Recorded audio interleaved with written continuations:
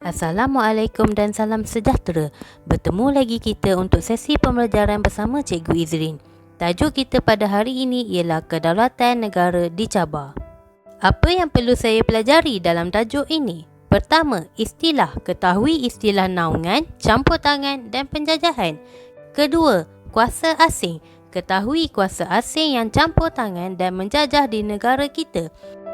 Ketiga, faktor kedatangan. Pelajari faktor kedatangan kuasa asing ke negara kita.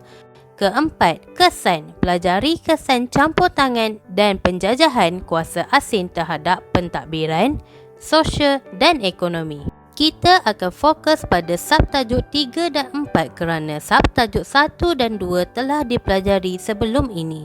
Subtajuk 3, faktor kedatangan kuasa asing. Ada 5 faktor kedatangan kuasa asing.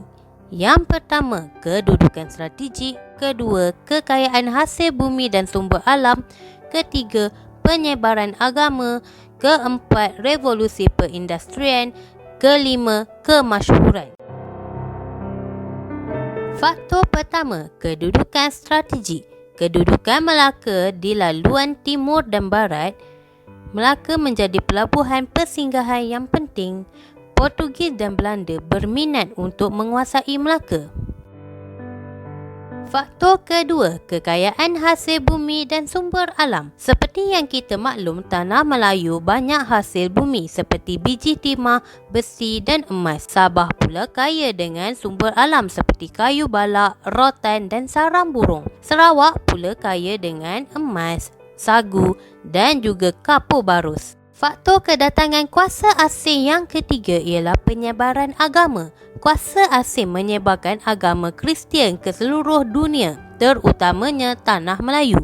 Raja Portugal menggalakkan pelayaran untuk menyebarkan agama Kristian. Faktor keempat ialah revolusi perindustrian. Pada abad ke-18, revolusi perindustrian berkembang di Eropah. Sektor perkilangan semakin berkembang, maka kuasa asing memerlukan tanah jajahan untuk mendapatkan bahan mentah. Faktor kelima ialah kemasyhuran. Kuasa asing ingin menempa kemasyhuran untuk diri sendiri dan juga negaranya. British muncul sebagai penjajah yang terbesar sekali pada ketika itu. Subtajuk 4, kesan campur tangan dan penjajahan kuasa asing. Terdapat 3 pecahan kesan campur tangan dan penjajahan kuasa asing. Pertama, kesan terhadap pentadbiran. Kedua, kesan terhadap ekonomi. Ketiga, kesan terhadap sosial. Kesan pentadbiran akibat penjajahan. Pertama, wujudnya negeri-negeri selat pada tahun 1826. Pulau Pinang, Melaka dan Singapura digelar tanah jajahan mahkota yang ditadbir oleh Gubernur. Kedua, kesan terhadap Sarawak pada tahun 1841.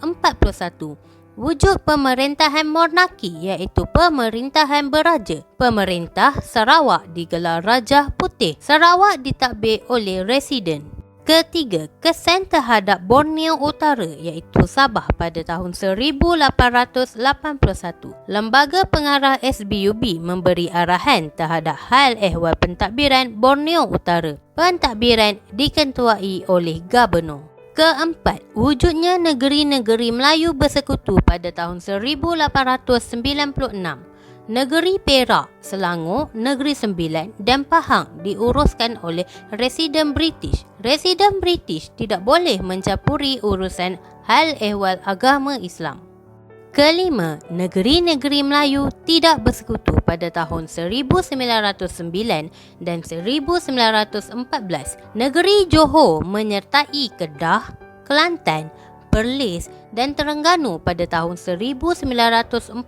Penasihat British dilantik untuk membantu pentadbiran di negeri-negeri Melayu tidak bersekutu. Kesan ekonomi akibat penjajahan. Pertama, perkembangan industri pelombongan. Kedua, perkembangan pertanian komersial. Ketiga, perkembangan penanaman getah. Dan yang keempat, sistem perbankan moden. Akibat penjajahan, terdapat banyak pelombongan biji timah di tanah Melayu. emas di Sarawak, arang batu di Sabah. Pertanian juga untuk diekspor. Selain itu, banyak estet getah dibina. Sistem perbankan juga telah diperkenalkan. Kesan sosial akibat penjajahan. Pertama, pembentukan masyarakat majmuk. Kedua, perkembangan bandar baharu. Ketiga, perkembangan sistem pendidikan. Keempat, perkembangan sistem pengangkutan dan perhubungan. Dan yang terakhir sekali, perkembangan perkhidmatan kesihatan. Tamat sudah tajuk kedaulatan negara di Sabah. Sekian, terima kasih.